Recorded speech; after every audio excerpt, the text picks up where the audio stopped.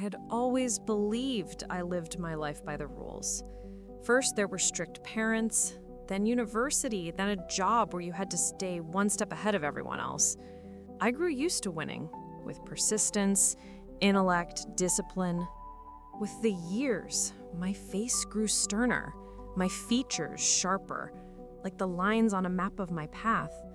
My red hair was not just a color, but a mark of character.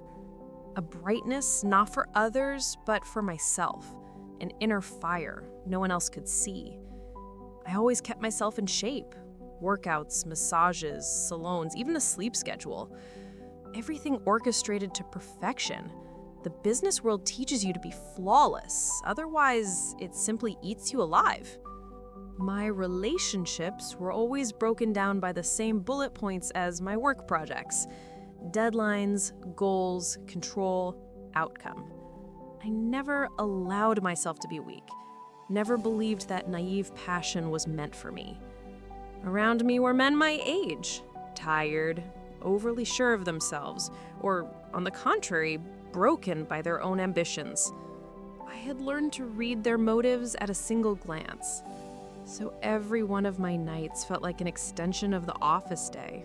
Cold, precise, predictable. Everything changed one evening. I came to a restaurant for a business meeting, and among the guests there was a young man. He was hard not to notice right away. His posture, athletic build, and tattoos that did not look vulgar, but more like the story of each decision he had made. He laughed, but not loudly. He joked, but not for everyone, only for those who were close to him. I was struck by his ability not to stand out on purpose, but to be naturally one of us, anywhere.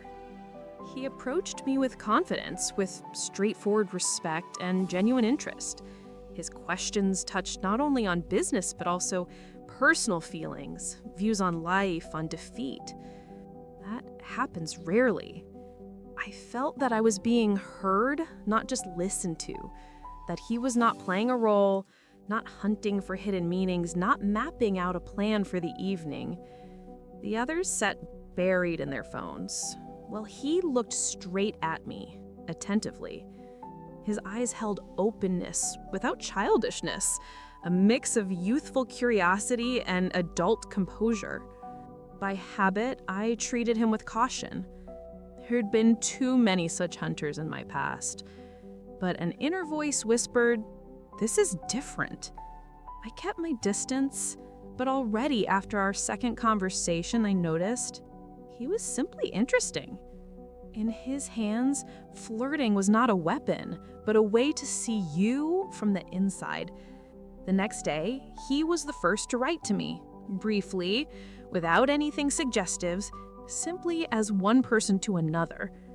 I quickly noticed that I was waiting for his messages, getting irritated when there was no reply, thinking about phrases I wanted to share with him. We met again, and it felt as if neither of us expected anything more than curiosity. But our conversations grew deeper. We shared not only achievements, but also missteps and fears. He talked about his childhood, his parents, his training, his goals, his mistakes. He did not hide his tattoos. On the contrary, each one was a symbol of an era.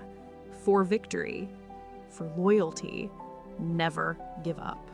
Gradually, my world began to shift. I started thinking less about boundaries, shifting the focus from business to human warmth, to random smiles. I stopped filtering my words, stopped defending myself just because that's how it has to be. For the first time in many years, I wanted to simply live in the moment. And that was when I realized there was a new trial ahead. But I allowed myself to take the risk.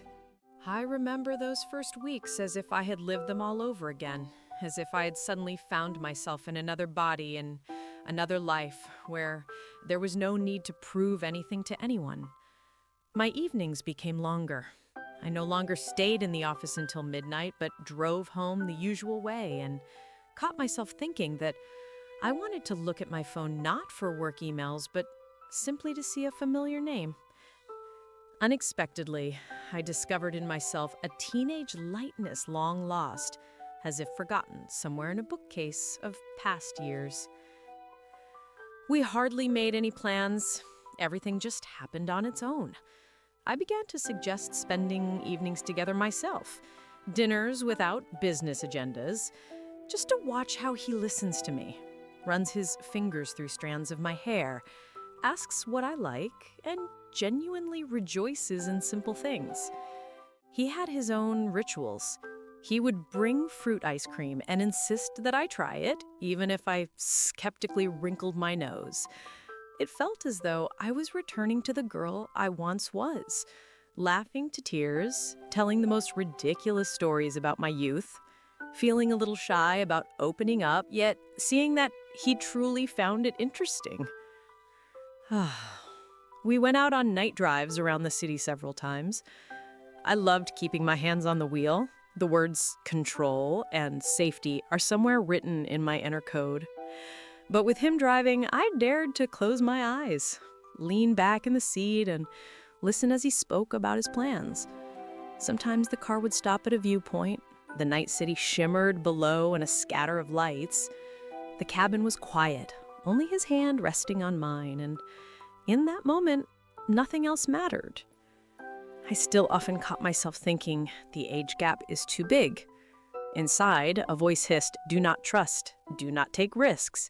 You are older, more experienced. You have something to lose." But next to him, the fears receded. He did not demand explanations, did not set conditions, respected my boundaries. If silence was needed, he was silent. If I wanted to talk, he listened without interrupting. Sometimes I caught his long gaze. There was a hint of envy in it, a bit of curiosity, but above all, genuine respect. On one of those drives, for the first time, I let him see my real home, not that presentable apartment for guests, but the place where childhood photos lie, old letters are kept, and books stand 3 rows deep on the shelves. The passion between us did not appear suddenly. It flared up like fire from embers. First cautious touches, then a long kiss. And after that, everything happened in a way that felt right. Not rushed, not theatrical. For the first time in a long while, I felt not like the one in control, but like a woman who can simply trust, let go, and not be afraid. After that night, many things changed. He began to look at me differently, without fear, but gently, as if holding not only my body in his hands, but the most fragile part of me that remained. I noticed how I started to adjust to his rhythm, allowed him into my personal spaces, and no longer hurried to put on a mask. In the morning, I made coffee wearing his t-shirt and laughed at myself at how banal and yet how wonderfully happy this little detail of life was. Over all these years, I had grown used to being strong, to deciding everything on my own, but with him, I wanted to remain weak, to allow myself to simply be loved. And this new feeling both frightened and drew me in at the same time. As new weekdays settled in, I began to feel the difference I had previously tried to ignore more sharply. I am 50, he is 23. That number always sounds too loud inside me. I was used to seeing other people's years as data for analysis. Interviewees, partners, their age for me was just a line in a resume. But when this man is beside me, that difference becomes conscious flesh, a ghost that appears in the mirror each morning. I look at myself, the lines of my face a little harsher, the wrinkles at the corners of my eyes a little deeper. Next to his energy and youth, I suddenly catch myself feeling fear. The fear of being unnecessary, of not measuring up, of one day no longer being enough. He never spoke about age with any hint of condescension, never built jokes or innuendo around it. That perhaps disarmed me more than anything. For him, I was not a woman of a certain age, not a trophy. In his eyes, I was a woman, strong, attractive, desired, not just older. And yet, the difference showed through in absolutely everything. In his inner freedom, in how he picked up spontaneous ideas. Let's drive to the lookout.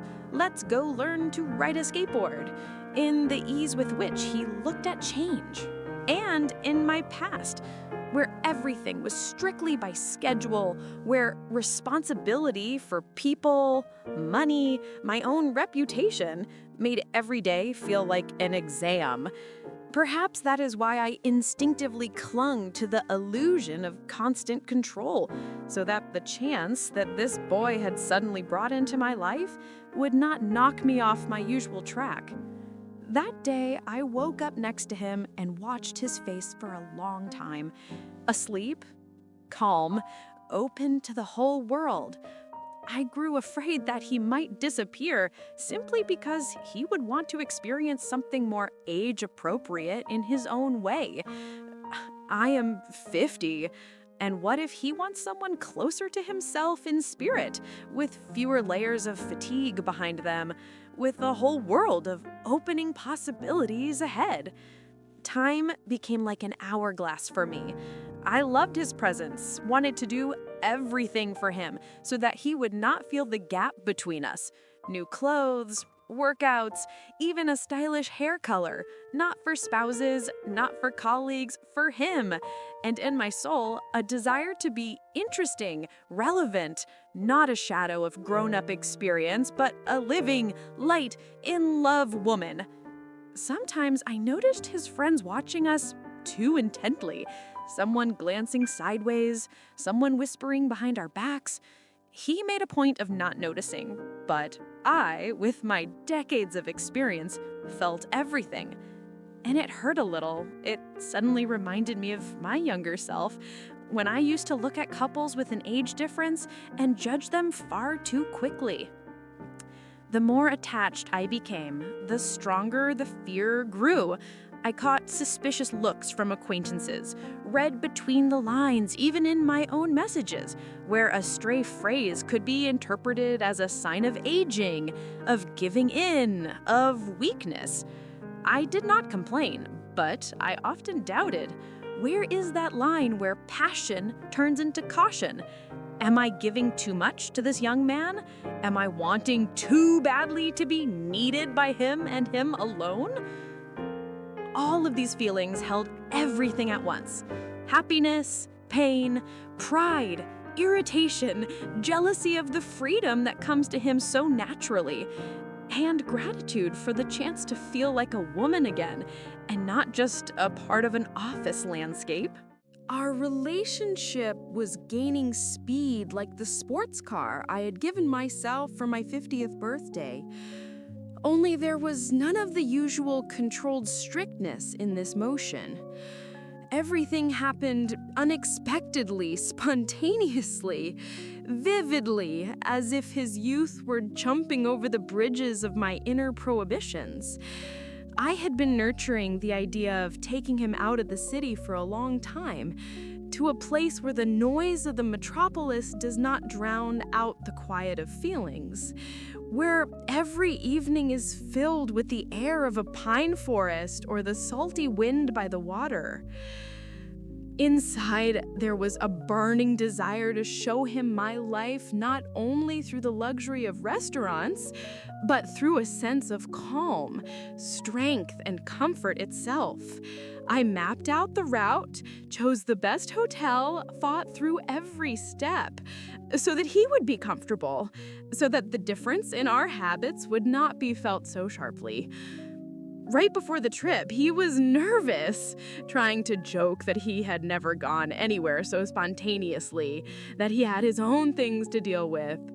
I could feel that he was not entirely comfortable accepting such a gift, afraid of looking like a freeloader. But I convinced him. I said I wanted him to see my world, Not the corporate one, but the real one, where you can forget about work and simply be yourself. He gave in. Before leaving, he handed his keys to his best friend and said, "Keep an eye on the apartment. I'll be out of town." The drive to our getaway felt almost symbolic to me. I was behind the wheel. He sat beside me, listening to my stories and making me laugh with episodes from his student years. We listened to music, a funny playlist where pop rock alternated with classical, and argued over whose song was better.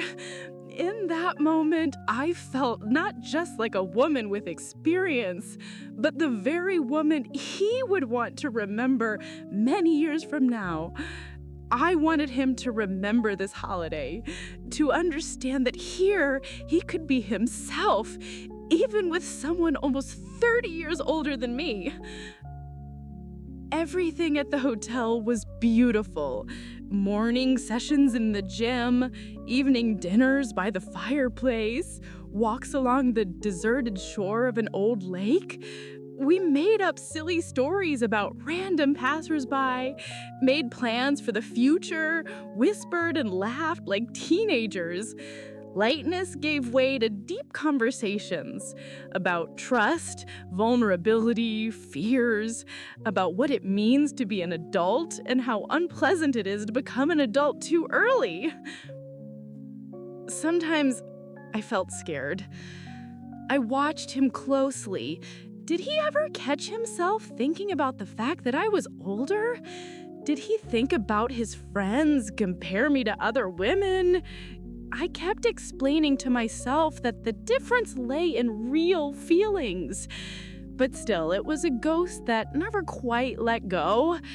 Sometimes I woke up at night and watched him, sleeping peacefully, hand on his chest, sighing quietly. It seemed to me that he was too fragile for my world, too simple for all the storms of my biography. On the last day of our trip, we sat on the pier watching the sunset. I spoke about my fears, admitted that it was hard for me to stay open, that past mistakes still hurt. He answered, "It matters to me to be needed by you, not just for something luxurious, but for real." His words stayed in my memory as the purest sincerity of youth. When we got back home, he seemed on edge. He grew silent, distracted, and then came the call. "The money is gone. The apartment was open. The keys were with my friend." There was stress and confusion in his voice, and inside me, a worry that could not be hidden. The businesswoman in me woke up, as always, when something went off script. The ghost of suspicion took its seat on the throne.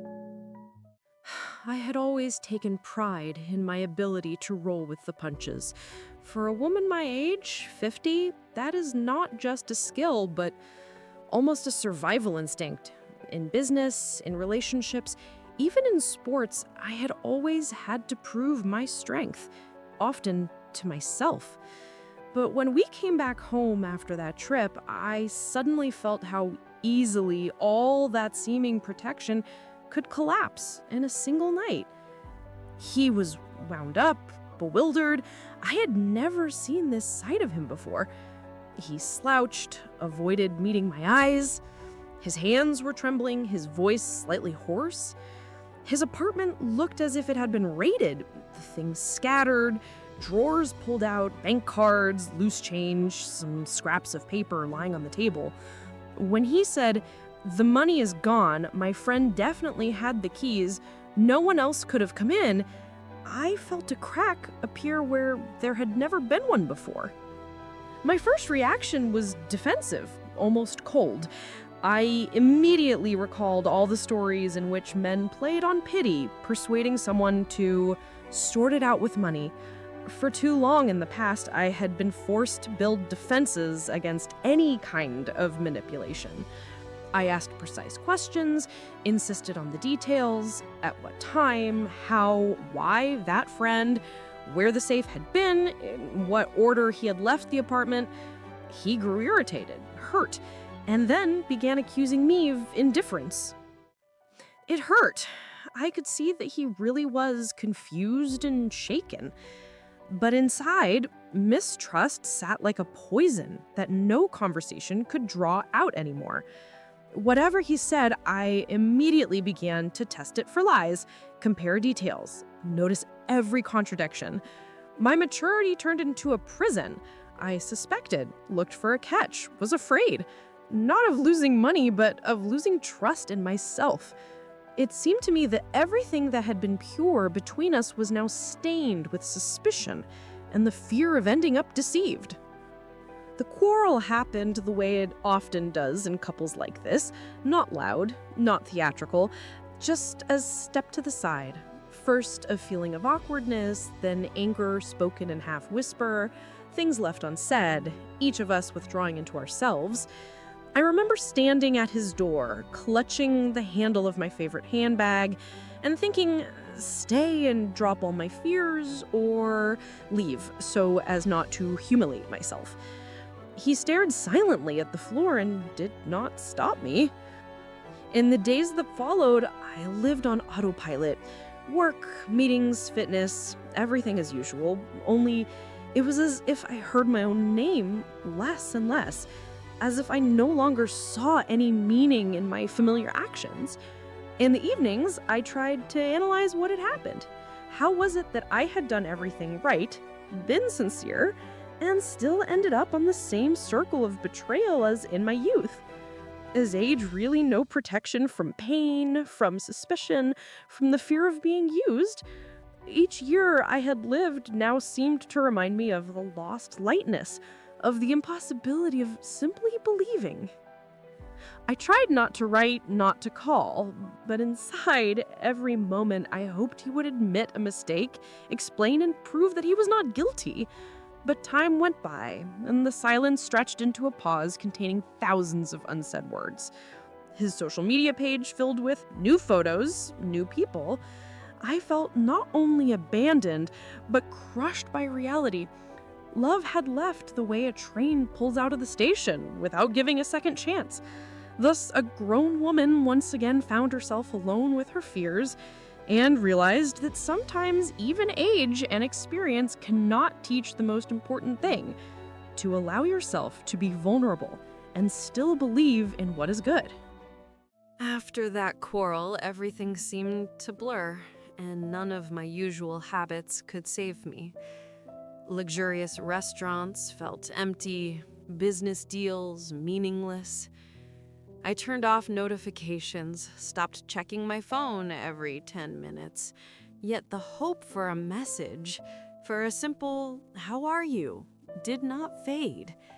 It kept seeming to me that everything could be explained, that if I spoke honestly and calmly, he would understand, come back, admit his mistake, and be able to get through this phase with me.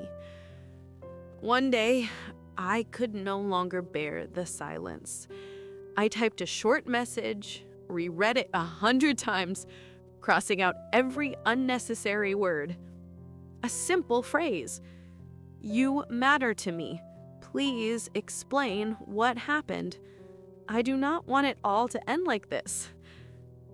I was scared, just as a solid, experienced woman is afraid to lose in the most important deal of her life. I sent the message and waited for seconds, then minutes, then evenings again. He replied quite quickly, but not in the tone my heart had hoped for. His words were ambiguous and cold. "It is already too late. I have met another woman. I thought things between us were over because you did not believe me. I cheated because I wanted to forget you, to forget how much it hurt. Now there is someone else in my life." Those lines shattered me. At first, I did not believe them. I tried to find some hidden meaning, logic, a game, but it was all true. He had left, and not only physically, but inwardly, emotionally he had gone, and closed the door I had been knocking on with hope for so long. I felt like a stranger in my own apartment, walking dully from room to room, searching for even a shadow of regret, but all around there was a mute emptiness. The pain from this confession was completely different than what it had been in my youth. Back then, you still believed that everything can be brought back, fixed, rebuilt from scratch. Now, you clearly understand that some losses cannot be undone. They must be lived through to the end before you can become yourself again, even if not the person you once were. That night, I almost did not cry. The tears had already been spent in the first days after the breakup. Only a heaviness in my chest remained, and a sharp feeling of pity for myself, the woman who had trusted, opened up, and again ended up with a broken heart. In the weeks that followed, I hardly spoke to anyone, avoided invitations, turned down meetings. Sometimes I would go to the gym and do dozens of unnecessary exercises just to feel pain in my body and not inside. Over time, I began to see what had happened more easily, as a lesson, as a part of life that every adult has to go through in order not to turn into a shard of other people's expectations. Gradually, I came back to myself, not to the former businesswoman, but a woman who can allow herself to make mistakes, to suffer, to search for happiness, even if society frowns at her age, her choices, her feelings. The fear of being abandoned gave way to an understanding I am still alive, still capable of loving, still capable of sincerity. Perhaps one day he will remember me. Perhaps one day I will again dare to trust someone who will want to know the real me, the woman who has lived through more than one breakup. For now, I am learning to live anew, with an open soul, without fear of being too grown up or too vulnerable. When I was 23, I thought I understood life better than anyone else. When you were young, you were sure the world is made up only of simple signs: workouts, achievements, empty parties, tattoos that are themselves a challenge. I was used to being the center of attention in my crowd.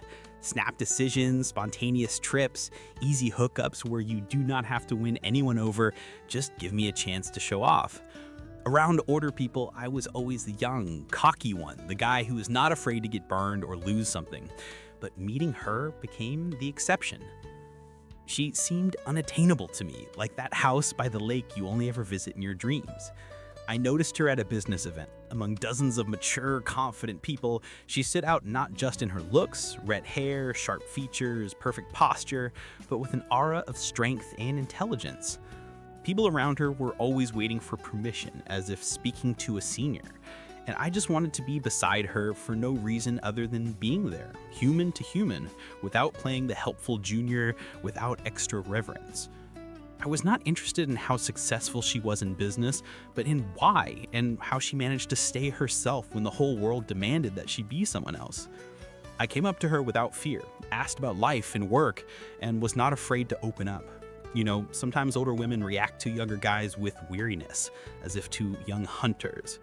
At first, she kept her distance. Even in her gaze, you could feel, "Do not waste my time, I see right through you." I was used to that, but I did not give up. From our very first everyday chats, I felt that here I could be real, not build a grown-up facade, not compete, just tell my stories. I shared things about my childhood, my parents, my friends, all the difficulties every guy hides behind a macho act. She laughed, was surprised, sometimes got angry at my ridiculous youthful hang-ups, but she never acted as if I were just a toy for an older woman. That's the best part. You are simply a guy, not someone's mistake against the background of her endless success. For a long time, it seemed that everything would stay at the level of friendship.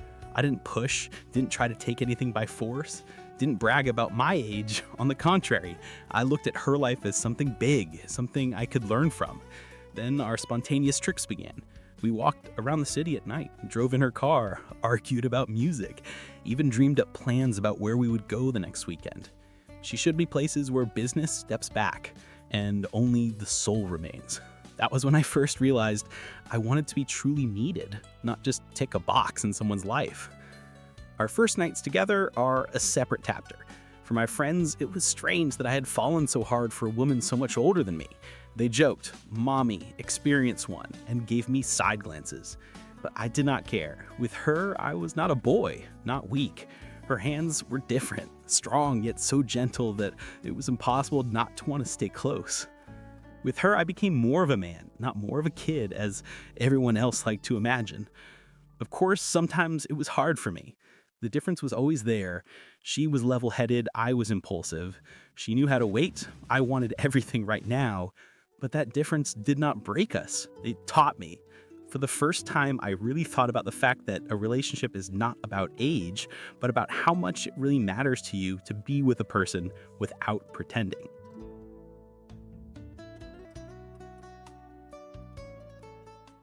I did not immediately understand how it was possible to lose everything so stupidly because of trust. When she suggested we go away together on a trip, it was the sign I'd been waiting for. The thought of getting out of the city with a woman like her was not just a desire, but a kind of victory. I did not tell her, but I was a little embarrassed. I felt the difference not only in age, but in opportunities, habits, lifestyle.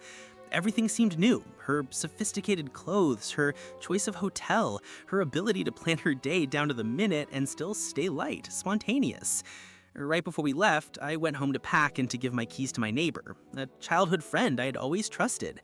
I asked him to keep an eye on the apartment, water the plants, check the mail. There was not even a hint of worry. People you grow up with seem unshakable until something bad actually happens. We left, and I tried not to think about everyday things at all. I wanted to dissolve into this new, unfamiliar happiness. I remember those days as the best ones. She was there, beside me, warm, tender, sometimes strict about little things, but without her usual iron mask. On our walks, we spoke honestly about fears, past mistakes, feelings of guilt, and the expectation of betrayal. I admitted plainly that with her, I did not have to pretend to be a hero. There were nights when I fell asleep to the sound of her breathing and thought, how is this even possible that two such different worlds could have met? But inside, a restlessness lived. I was used to being the one friends could call, and here I was in someone else's world where nothing followed my rules. On the way home after the trip, I tried to convince myself that everything was fine, that we had become closer. And then the blow came. I walk into the apartment, chaos, drawers open, part of the money gone. My first thought is that it's some kind of mistake, that maybe I forgot to check something. I call my friend, he answers evasively, fear spins in my head. Why did you give him the keys? Why did you not check? I go to her and tell her everything as it is, confused, asking for advice or support. Instead of understanding, I hear questions as if I'm the suspect. She does not trust me. Why did you give him the keys, and what if this is all just a cover? I feel sharply that my age and inexperience have turned into a brand on my skin. I get angry, and inside just hurts more. The quarrel was quiet and devastating. She looked at me as if I was already guilty. I left, not by slamming the door, but simply by dissolving into the city's night silence. It was bitter to realize that a few days of happiness had to be paid for with distrust, paranoia, and the coldness of grown-up people. In the weeks that followed, I felt lost. I tried to justify her reaction. She had seen too much, faced deceit too often, but it still hurt because I had been honest. My friends dragged me to parties, introduced me to new people. One girl seemed simpler, more easygoing. She accepted me as I was, without questions, without interrogations. At some point, I allowed myself to follow that feeling, tried to escape the pain, to forget. When she wrote to me first, I stared at the screen for a long time. What do I say? Explain everything again? Justify myself again? I decided to be honest. I cheated on you. I was with someone else. I thought you would never forgive me. Only then did I realize that I had lost not just a woman, but the one for whose sake I had for the first time wanted to become better, more mature, stronger. but the way back was already closed.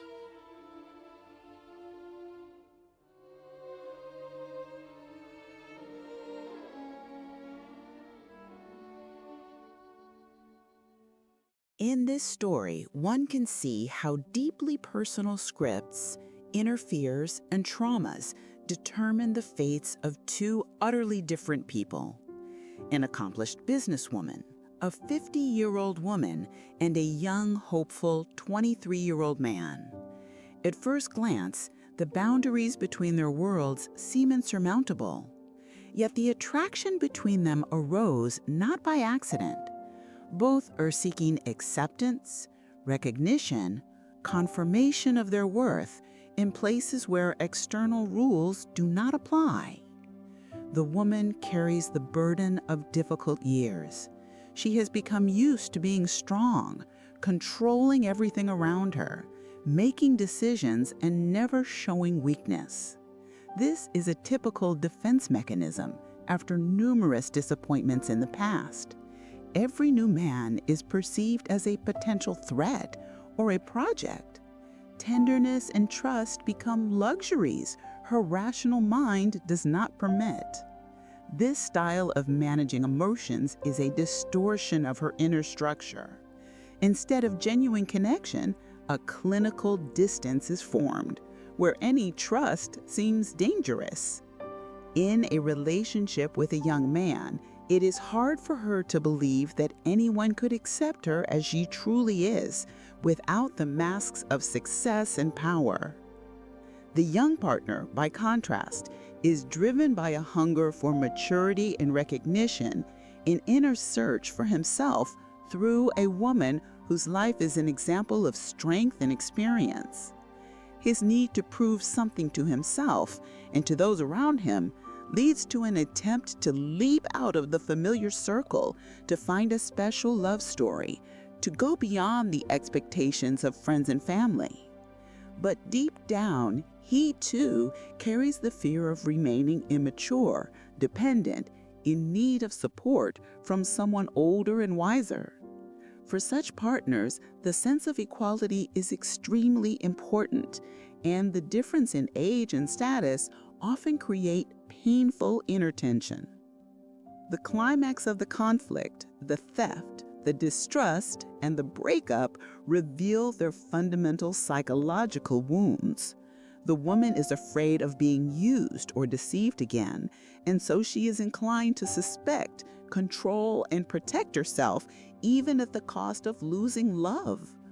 The man, faced with distrust, sees in it confirmation of his inadequacy, an inner trouble that he cannot be fully accepted, which automatically pushes him towards seeking simple solutions, new relationships, and escape from pain. This scenario is a classic example of misaligned internal expectations and fears which, like a reflex, trigger old mechanisms: control, resentment, silence, withdrawal. The lack of open dialogue, the inability to articulate one's fears and boundaries, leads to both losing more than they could have gained. Both would have benefited from learning to speak about pain, about doubts honestly, without the fear of being judged or ridiculed. Looking at the development of this story, it is clear that both protagonists became hostages to their own fears and the immature nature of their relationship. The woman, accustomed to controlling everything around her, automatically switches on her defense mechanisms in moments of stress. Distrust, suspicion, harsh questions. This is not simply a reflection of her past, but a deeply rooted survival strategy. For years, she has used it to protect herself from pain. But every time that defense becomes a wall, intimacy and trust disappear. The young man made his own mistake, naively entrusting his keys to a friend without thinking through the consequences.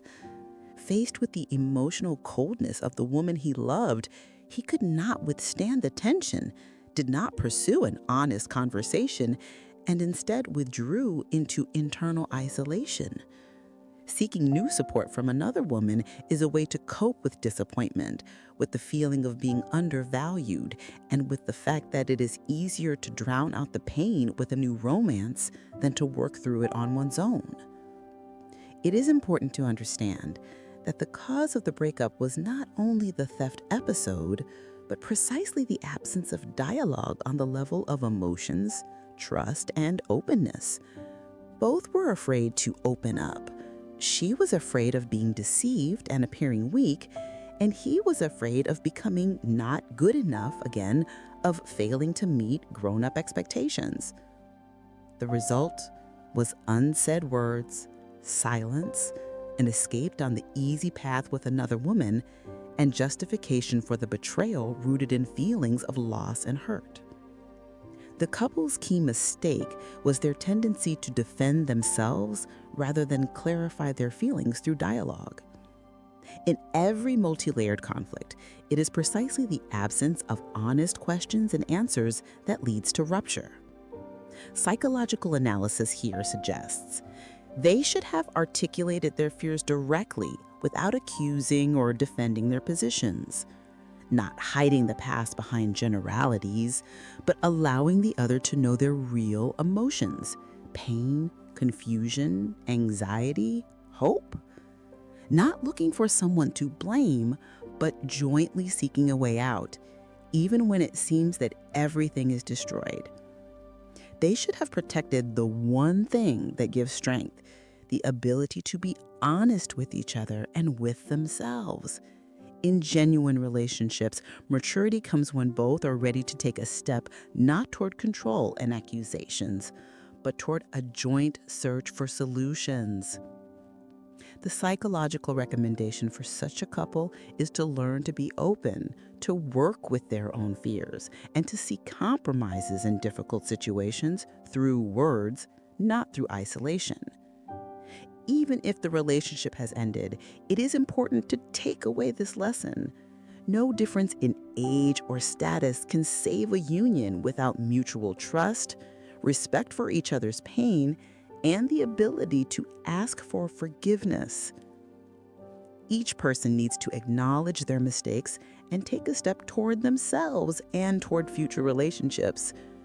Only through accepting vulnerability does new, genuine closeness become possible, without the fear of being rejected or misunderstood.